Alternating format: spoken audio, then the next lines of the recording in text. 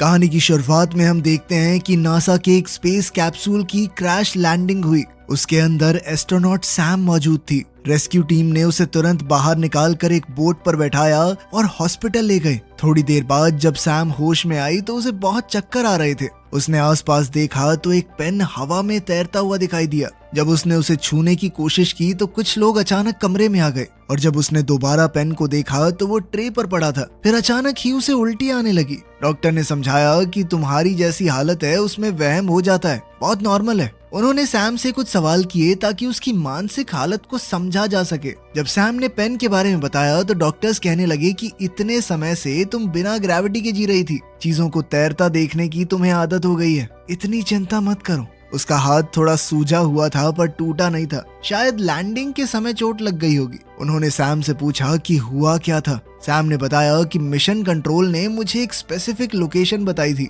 और सब कुछ सही चल रहा था, पर फिर शायद मेरा स्पेस कैप्सूल किसी चीज से टकरा गया और फिर तेजी से नीचे गिरते वक्त मैं बेहोश हो गई। डॉक्टर्स ने कहा कि किसी चीज ने कैप्सूल को छेद दिया था। तुम्हारा हेलमेट भी टूटा हुआ था, शायद अंतरिक्ष में तैर रहा मीटियोर का कोई टुकड़ा होगा। उन्होंने उसके सूट के पार्टिकल्स को जांच करने के लिए भेजा था। बाद में सैम से उसका पति मार्क और बेटी इजी मिलने आए, लेकिन क्वारंटाइन की वजह से वो सिर्फ शीशे के पीछे से ही बात कर पाई। उसके पिता विलियम भी वहां आए। उसे बताया गया कि सरकार भी नासा के साथ साथ इन्वेस्टिगेशन करेगी, क्योंकि जैसे ही तुम्हारा स्पेस कैप्सूल धरती में एंटर हुआ कुछ बहुत ही अजीब सी फ्रीक्वेंसी मिली थी। सरकार ने सैम के लिए एक खास घर का इंतजाम किया जहां वो न्यूज रिपोर्टर्स से दूर रहकर आराम से ठीक हो सके। डॉक्टर मिशेल सैम को वहां ले गई और घर दिखाया। उसने बताया कि सरकार ने 1950 में इस जगह को वेपन टेस्टिंग के लिए खरीदा था और अब इसका इस्तेमाल कुछ जरूरी लोगों को ठहराने के लिए किया जाता है। बाहर एक टेलीस्कोप भी लगाया गया था ताकि सैम अंतरिक्ष को मिस न करे।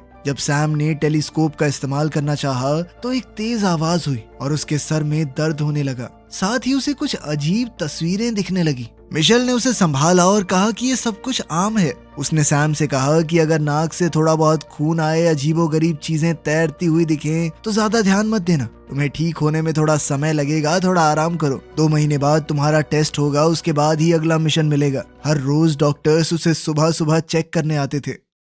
एक दिन सैम को बहुत तेज सर दर्द हुआ, लेकिन बुखार नहीं था। उसने अपने हाथ की बैंडेज हटाकर देखी तो बहुत बुरा सा निशान पड़ गया था। फिर जब वो थोड़ा सामान रख रही थी तो अचानक नाक से खून निकलने लगा। तभी उसकी दोस्त वैल का वीडियो कॉल आया। बात करते करते सैम एकदम चुप हो गई और बाहर की तरफ देखने लगी। वैल चिल्लाने लगी, सैम सैम इधर देखो ना, कहाँ देख रही हो। तभी सैम का ध्यान अचानक से हटा और उसने कहा कि मुझे लग रहा है बाहर कोई है। जब उसने कैमरा बदला तो एक परछाई वहां से गई। वैल ने उसे कहा कि अपने सिम्टम थोड़े कम बताइयो ताकि काम पे जल्दी वापस भेज दें तुझे। कॉल के बाद घर की लाइट्स टिमटिमाने लगी और एक कमरे से तेज आवाज आई। सैम वहां गई तो देखा कि जमीन पर पानी और मिट्टी थी और दरवाजा खुला हुआ था। वो बाहर गई और टेलीस्कोप से जंगल को देखा। कुछ हरकत हुई पर फिर गायब हो गई। उसने एक पत्थर उठाकर उस जगह फेंका जहां हरकत हुई थी, लेकिन असल में कुछ उसके घर की छत पर था। तब उसके दिमाग में फिर वही अजीब सी आवाजें आई और उसने लोगों और क्रैश होने वाली साइट की यादें देखी। अगली सुबह जब सैम उठी तो उसने देखा कि उसके हाथ पर बैंडेज नहीं थी और निशान और ज्यादा बढ़ गया था। जब वो ब्रेकफास्ट बना रही थी तो उसने देखा कि एक अंडा हवा में तैर रहा है। जब उसने छुआ तो अंडा हिलने लगा, पर जब उसने छोड़ भी दिया तो भी अंडा हवा में ही था। पर जैसे ही डॉक्टर्स आए उसका ध्यान भटका, अचानक से अंडा गिरकर टूट गया,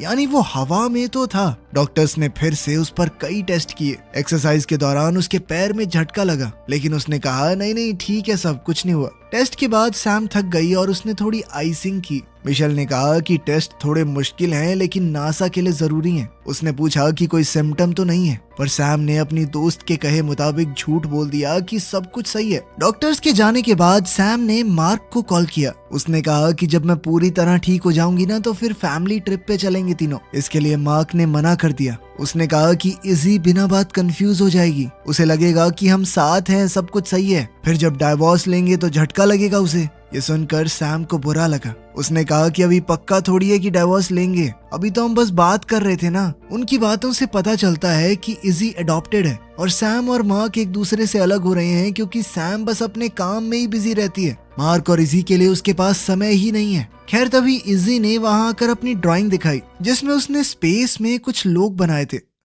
बाद में सैम को जंगल में घूमते हुए फिर वही तेज आवाज सुनाई दी। उसे ऐसे नजारे दिखने लगे कि कुछ लोग उसे ढूंढते हुए आ रहे हैं। जब सब कुछ शांत हुआ तो उसे जमीन के नीचे एक तार मिली। वो उसके साथ साथ चलती गई तो एक पत्थर तक पहुंची। जब उसने पत्थर को उठाया तो समझ आया कि वो नकली है। उसके अंदर एक कैमरा लगा हुआ था। वो और तारों को फॉलो करने लगी तो बहुत सारे कैमरे थे। ये सब देखकर वो थोड़ा घबरा गई और वापस जाने लगी, लेकिन फिर अचानक उसका पैर अटक गया और वो नीचे गिर पड़ी। फिर सैम अपने बेड पर होश में आई। उसके सर में दर्द हो रहा था, बालों पर खून लगा हुआ था। तभी उसने देखा कि बाहर कोई है। जल्द ही एक आदमी उसके कमरे में आया। उसने कहा कि उन्होंने सैम को बाहर जख्मी हालत में पाया तो उठाकर अंदर ले आए। सैम ने उससे पूछा, तुम हो कौन? तभी पीछे से सैम के पिता विलियम वहां आए। उन्होंने सैम को बताया कि जब मैंने घर को खाली देखा तो सर्च टीम को भेज दिया था। साथ ही उसने सैम को डांटा कि तुम आराम नहीं कर सकती। सैम ने कैमरास के बारे में पूछा तो विलियम ने बताया कि नासा को घर की सारी डिटेल नहीं बताई मैंने। इस घर में जगह जगह पर खुफिया कैमरे हैं।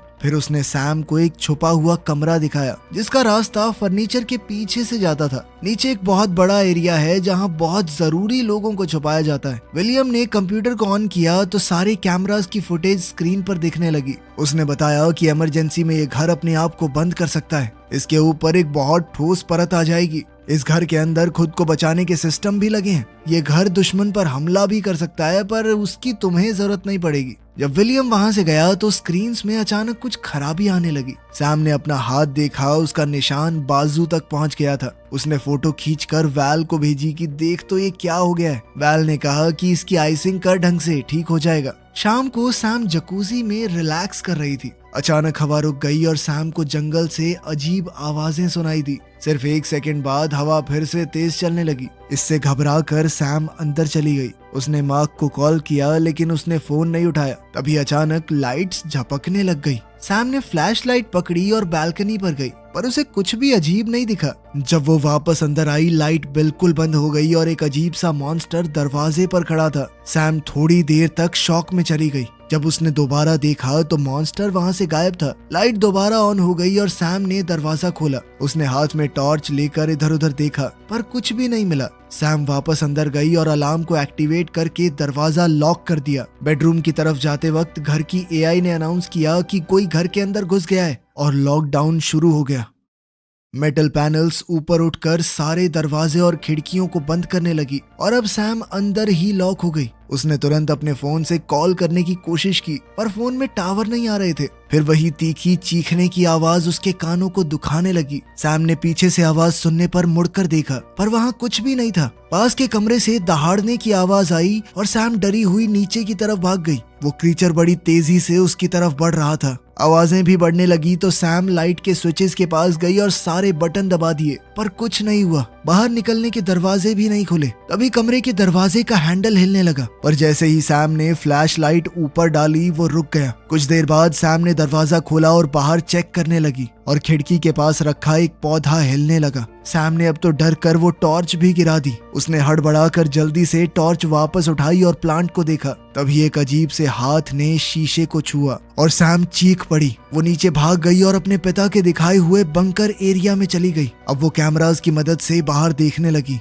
पहले वो स्क्रीन्स नहीं चल रही थी, पर फिर उसने सही स्विच को ऑन किया। एक कैमरा से उसने देखा कि वो क्रीचर बाहर घास पर बैठा है। लाइट्स फ्लिकर हुई और वो क्रीचर अचानक से गायब हो गया। अचानक सैम फोन की घंटी से जाग गई। उसे समझ आया कि वो कंप्यूटर डेस्क पर ही सो गई थी। वो ऊपर भागी। विलियम और उसकी टीम वहां पर थी। सैम ने बताया कि जनरेटर में कुछ इशू लग रहा है। विलियम ने बताया कि हाँ, मुझे पावर कट के बारे में पता चला। मैंने अपने लोगों को काम पर भेज दिया है। फिर सैम ने उसे अकेले में बताया कि कोई क्रीचर है इस घर में, जिस पर विलियम ने कहा कि मैं सिक्योरिटी फुटेज चेक करूंगा। खैर, फिर सैम के टेस्ट दोबारा शुरू हुए। मिशेल ने उसके घाव देखे और कहा कि ये नॉर्मल घाव नहीं लग रहे, मैं तुम्हारे लिए एक्सरे का अपॉइंटमेंट लेती हूँ। कुछ समय बाद मार्क और इजी सैम से मिलने आए। विलियम अपनी पोती के साथ वक्त बिता रहा था। तब मार्क और सैम जंगल में कुछ प्राइवेट बात करने गए। सैम ने मार्क को बताया कि मैंने एक क्रीचर को देखा जो इस दुनिया का नहीं है। वो सोच रही थी कि शायद वो एक एलियन को साथ ले आई है, क्योंकि उसका मिशन सिग्नल स्पेस में भेजना था।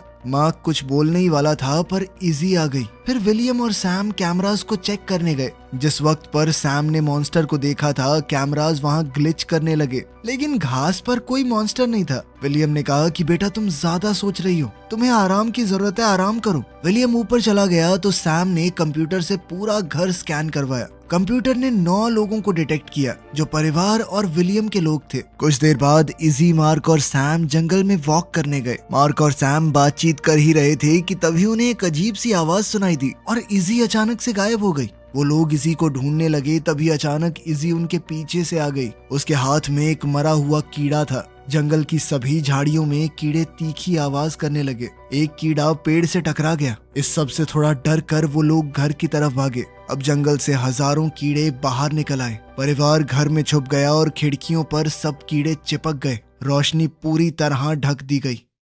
थोड़ी देर बाद कीड़े चले गए और खिड़कियों का शीशा बहुत चिपचिपा हो गया, लेकिन खिड़कियों के नीचे बहुत सारे कीड़े मरे पड़े थे। सफाई की टीम आ गई और नासा के ऑफिसर ने कहा कि ये चीज आम तो नहीं लग रही। सैम ने लैब से अपने कैप्सूल टेस्ट की अपडेट पूछी, लेकिन रिजल्ट अभी आए नहीं थे। मार्क और इजी अभी के लिए वहां से चले गए, पर मार्क ने कहा कि मैं रात को आऊंगा। फिर सैम को अपने पैर में कुछ अजीब सा लगने लगा। जब उसने जूता उतारा तो उसके नाखून से खून आ रहा था। बाथरूम जाकर उसने अपने मोजे उतारे तो देखा कि घाव पूरे पैर तक पहुंच चुका है। जैसे ही उसने नाखून को छुआ तो वो निकल गया और वो चीख पड़ी। उसने अपने पैर पर बैंडेज बांधी और बर्फ से थोड़ा सेका। अब लाइट्स फिर से झपकने लगी तो सैम ने एक टेबल दरवाजे के आगे लगा दिया। उसने इंटरनेट पर अजीब कीड़ों की घटनाओं के बारे में देखा। वहाँ उसे फोटोज में कुछ लोग दिखे जिनके शरीर पर बिल्कुल उसके जैसे निशान थे। उसे लगने लगा कि कुछ तो उसकी कमर पर रेंग रहा है, तो वो बाथरूम की तरफ भागी। शीशे में देखा तो हथेली से होते हुए वो घाव कंधे तक आ चुका है। लाइट्स फिर से झपझपाने लगी तो सैम अलार्म एक्टिवेट करके नीचे भागी। अजीब सी आवाजें हर जगह सुनाई दे रही थी। तभी मार्क का कॉल आया। उसने कहा कि वो आ रहा है। सैम ने पूछा कि क्या वो एक अच्छी माँ है। ये सुनकर मार्क थोड़ा कंफ्यूज हो गया। Lights bar bar on off हो रही थी और एआई ने कहा कि लॉकडाउन शुरू हो गया है। सैम ने मार्क को बताया कि घर के अंदर कुछ है। आवाजें और पास आने लगी। सैम बंकर की तरफ जा ही रही थी कि तभी उसकी कमर में बहुत तेज दर्द होने लगी और वो दर्द से करहा कर गिर पड़ी। वो सीढ़ियों से गिरती हुई नीचे तक पहुंच गई। उसके हाथ में चिपचिपी जेल जैसी कोई चीज लग गई। उसने देखा कि उसका फोन भी टूट गया है। ऊपर से आवाजें आ रही थी तो सैम कंप्यूटर के पास गई। कंप्यूटर स्कैन ने बताया कि घर में उसके अलावा एक आदमी और है। कैमराज में गड़बड़ होने लगी और वो मॉन्स्टर घर के अंदर दिखा। सैम ने स्क्रीन्स बंद कर दी। कंप्यूटर ने दोबारा स्कैन किया और बताया कि ऊपर वाले फ्लोर पर 2 लोग हैं। सैम ने और बटन्स दबाए और सीलिंग से धुआं निकलने लगा। वो किचन की तरफ गई और फिर आवाजें वहीं आ गई। वो डर के मारे फर्नीचर के नीचे छुप गई और ओवन की परछाई में मॉन्स्टर को देखा। मॉन्स्टर ने सैम को नहीं देखा और वहां से चला गया। जब वो दरवाजे की तरफ भागी तो दूसरा मॉन्स्टर आ गया और उसे दोबारा से छुपना पड़ा। मॉन्स्टर जैसे ही गया तो सैम दरवाजे से भाग गई। सैम बाथरूम में छुप गई और फर्नीचर से दरवाजा रोककर बंद कर दिया। उसका घायल हाथ दर्द करने लगा। उसने बैंडेज उतारा तो उसकी स्किन पर अजीब सा कुछ लगा था। वहीं वो मॉन्स्टर्स दरवाजा तोड़ने की कोशिश कर रहे थे। इसके बाद सैम शावर एरिया में छुप गई। तभी उसकी नजर एक वेंट पर पड़ी। उसने तुरंत लात मारकर पैनल खोल दिया और अब वो उस वेंट के अंदर घुस गई। बाहर मार्क और इजी घर के पास पहुंचे। उन्होंने देखा कि बिल्डिंग लॉकडाउन में है। मार्क ने सैम को कॉल करने की कोशिश की पर कॉल नहीं लगा, इसीलिए वो उतरकर गाड़ी से बाहर आया और चेक करने गया। इजी ने आसपास कुछ देखा और वो अपने आप भागकर बाहर आई। मार्क उसके पीछे गया और उसने देखा कि इजी जंगल में दूर एक लाइट की तरफ उंगली दिखा रही है। उधर सैम वेंट से होती हुई वापस कॉरिडोर में आ गई और जल्दी से सीढ़ियां चढ़ने लगी, पर एक मॉन्स्टर ने उसका पैर पकड़ लिया और वो गिर गई। थोड़ी लड़ाई के बाद सैम ने उस मॉन्स्टर का पंजा लात मारकर हटा दिया और फिर जल्दी से वहां से भागी। सैम दीवारों के बीच से एक और जगह में छुपकर चली गई। उसके शरीर पर वो निशान तेजी से चमकने लगे। कुछ देर बाद उसे एक सीढ़ी मिली और वो उस हैच से निकलकर जंगल में आ गई। जब वो पेड़ों के बीच भाग रही थी तो उसके पूरे शरीर पर मौजूद निशान चमकने लगे। दुनिया भर की खतरनाक आवाजें सुनाई दे रही थी, लेकिन उसे अपने परिवार की आवाज नहीं सुनाई दी जो उसे ढूंढ रहे थे। रोड के पास ही विलियम अपनी पूरी टीम और हथियारों के साथ आ गया। उसने उन्हें याद दिलाया कि वो लोग एक इंटेलिजेंट चीज का सामना कर रहे हैं। उसने कैमरास पर सब देख लिया था और अपनी टीम को समझाया कि ये जो भी जीव है ये जानवर नहीं है कोई, वो जीव बहुत समझदार हो सकता है। अब फौजियों ने घर का बाकी हिस्सा चेक किया और विलियम बंकर तक गया जहां उसने सब कुछ बिखरा हुआ देखा। जंगल में सैम जमीन पर गिर गई और मॉन्स्टर्स की आवाजें और करीब आई तो सैम उनसे अपनी जान की भीख मांगने लगी कि प्लीज मुझे छोड़ दो। अचानक एक क्रीचर ने उसके मुंह को हल्के से ऊपर उठाया और उसकी तरफ प्यार भरी नजरों से देखा। उस जीव ने अपनी भाषा में पूछा कि क्या तुम मुझे समझ सकती हो।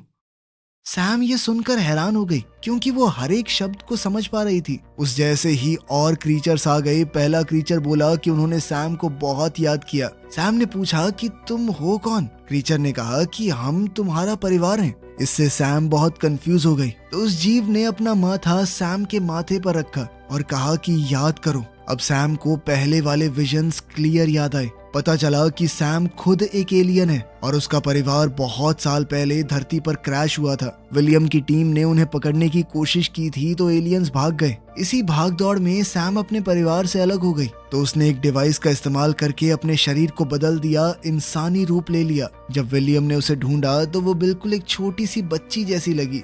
जब विलियम को इस छोटी बच्ची का कोई माँ बाप नहीं मिला तो उसे गोद ले लिया। उसके एलियन परिवार ने कभी उसे ढूंढना बंद नहीं किया। उन्हें पता था कि ये नकली रूप कुछ साल बाद खत्म हो जाएगा और वही लोग उसके कैप्सूल को छेड़ने आए थे। वर्तमान समय में मार्क और इजी जंगल में सैम को एलियंस से घिरा हुआ देखते हैं। इजी अपनी माँ का चमकता हुआ शरीर देखकर थोड़ा डर गई। सैम ने इजी को भरोसा दिलाया कि कोई तुम्हें नुकसान नहीं पहुंचाएगा। तभी विलियम वहां आ गया। उसने बताया कि मैं तो हमेशा से जानता था कि तुम क्या हो। उसने जानबूझकर सैम को एक एस्ट्रोनॉट बनाया और फिर उसे उस खास मिशन पर भेजा ताकि उसे देखकर उसका पूरा परिवार वहां आ जाए। अब वो सभी एलियंस को एक साथ पकड़ना चाहता था तो उसने अपनी टीम को कॉल किया। विलियम ने सैम से कहा कि अपने साथियों को बोल दो सरेंडर करने के लिए, लेकिन सैम ने मना कर दिया। जब विलियम ने बंदूक निकाली तो मार्क ने उसे जमीन पर गिराकर 2-3 मुक्के मार दिए। तभी सैम का इंसानी शरीर खत्म हो गया और वो पूरी तरह अपने एलियन रूप में आ गई। फौजी करीब आ रहे थे तो मार्क ने सैम से कहा कि अपनी जान बचाओ, भाग जाओ यहाँ से। इजी ने अपना हाथ बढ़ाया तो सैम ने अपने पंजे से उसका हाथ छुआ। फिर सैम अपने एलियन परिवार के साथ जंगल में भाग गई। जब तक फौजी वहां पहुंचे वो एलियंस एक बहुत ही चमकदार स्पेसशिप में पृथ्वी को छोड़कर भाग चुके थे। वीडियो पसंद आई तो लाइक कर देना, चैनल को सब्सक्राइब कर लेना। मिलते हैं अगली वीडियो में।